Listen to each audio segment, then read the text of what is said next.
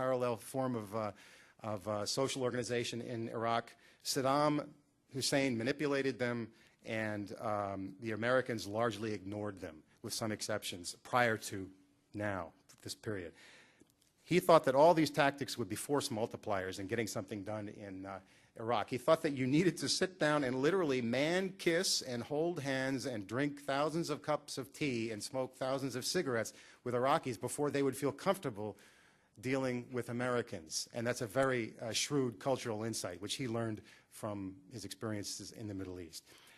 If you want to stabilize the city, he said, if you want to stabilize the country, you've got to cut the crap on all this idealism of trying to work only through the Iraqi government from the top down, and start pushing the right buttons with the sheikhs. They matter.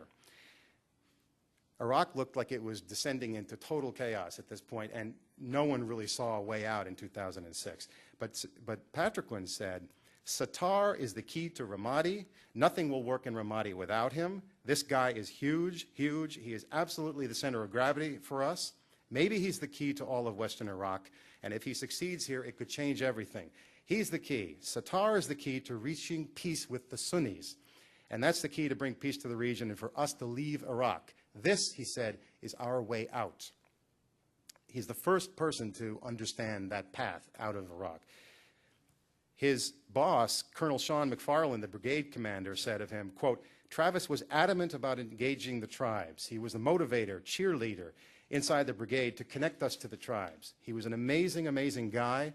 He was introverted and soft-spoken, but also a jovial, witty Renaissance guy. He stepped into a moment of history that really is very important at the strategic level. Without a lot of direction from me, he went out and built relationships with Iraqis.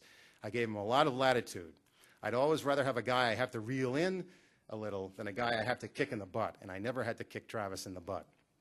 Working very closely with Sheikh Sattar and some of the people I'll introduce you to in a second, Patriquin and his colleagues were able to flip tribes to the coalition side and funnel eventually thousands of Iraqi men into the police force, which tipped the balance of power and the order of battle in Ramadi against al-Qaeda finally. It inspired the Sons of Iraq program, which was later credited with helping the famous surge of 2007 succeed.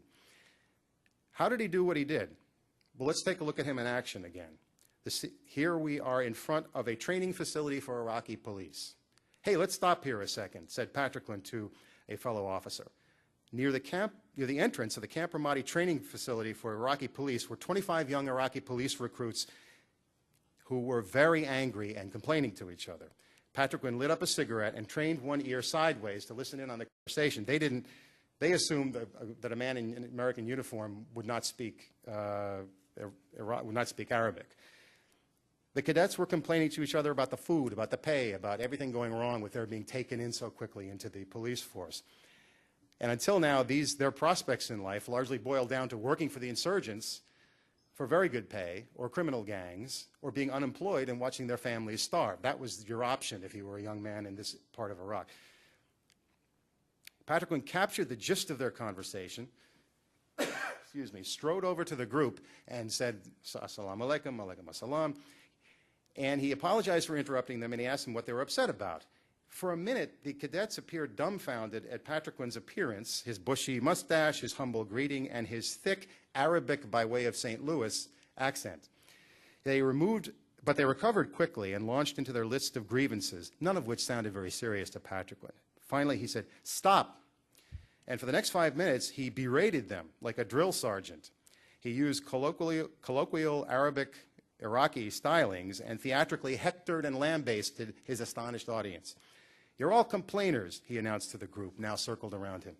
You're not supporting your families. You're not supporting the tribes. It's because of you that the terrorists are roaming freely all over Anbar province. And a fellow officer watched the reaction on the crowd's face, and he said that they were in absolute awe.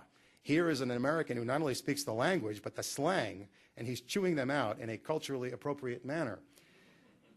The cadets, according to the officer, were literally stunned, their jaws agape. Soon, Patriquin switched from chewing them out to an infectious, exuberant, inspirational pep talk, pumping up the recruits by appealing to their pride in their families, their country, and their Iraq, and their tribes, and their families. What tribe are you from? What tribe are you from? He asked one cadet. "And what tribe are you from?" he asked another. "I know the sheikh of that tribe," he said. "He's a personal friend of mine. He would be ashamed to hear you speaking like this."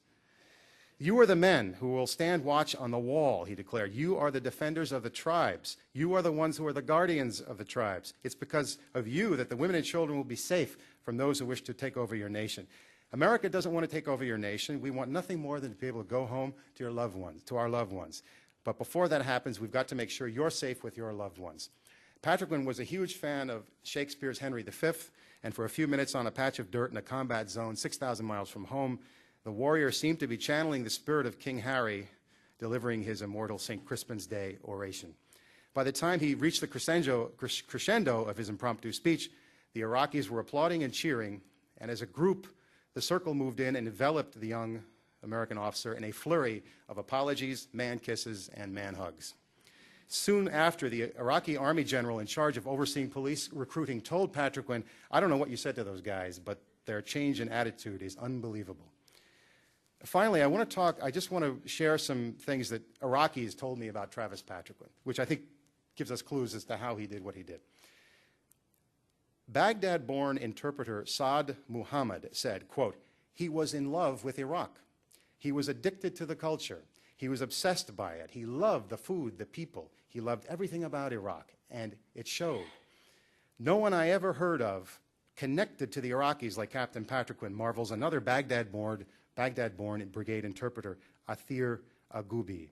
He explained, "Iraqis can like you, but they loved him for a variety of reasons. He had a magical, trustful personality and a trustful face. His presence was noted immediately.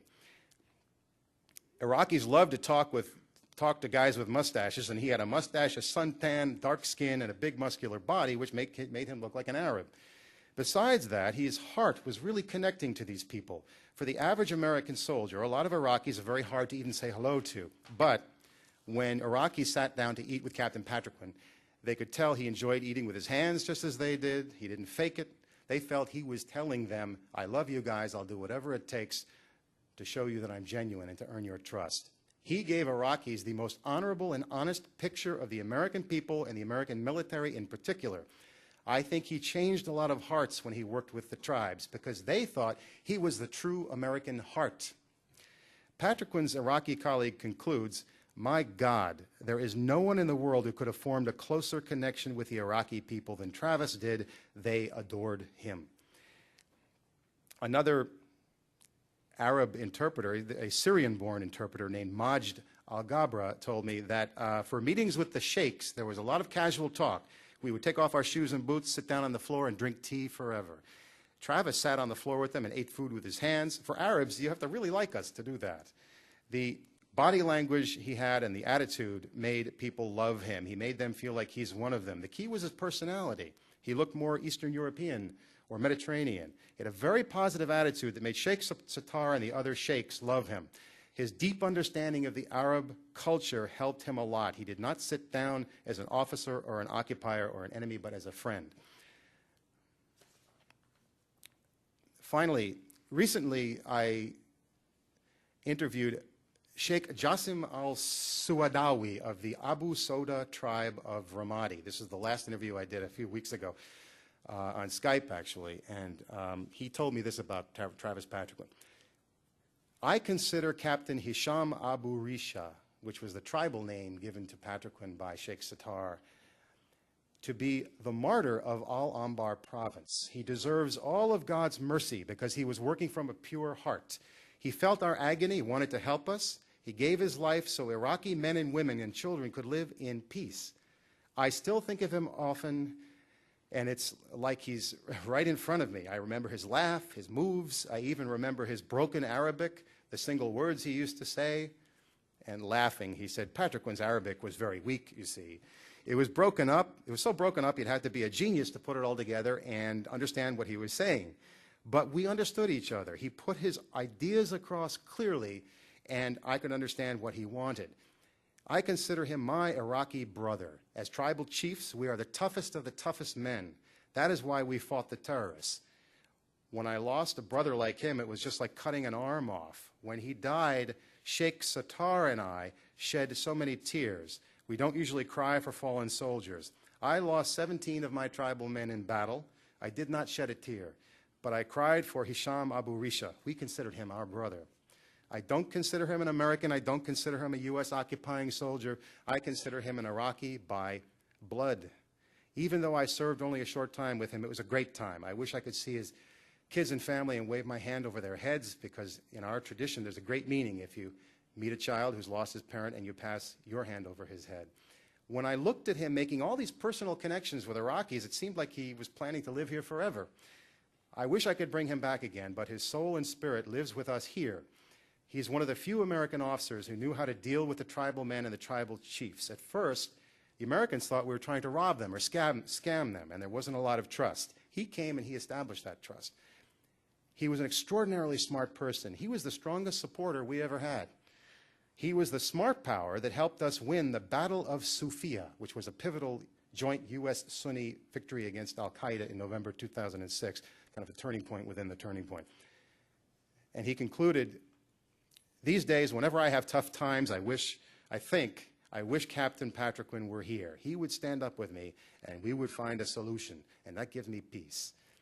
And as Travis Patriquin wrote not long before he died, quote, God's plan is unknown to us, but there is a plan. I believe that with all my being, and we're all part of it. Thank you.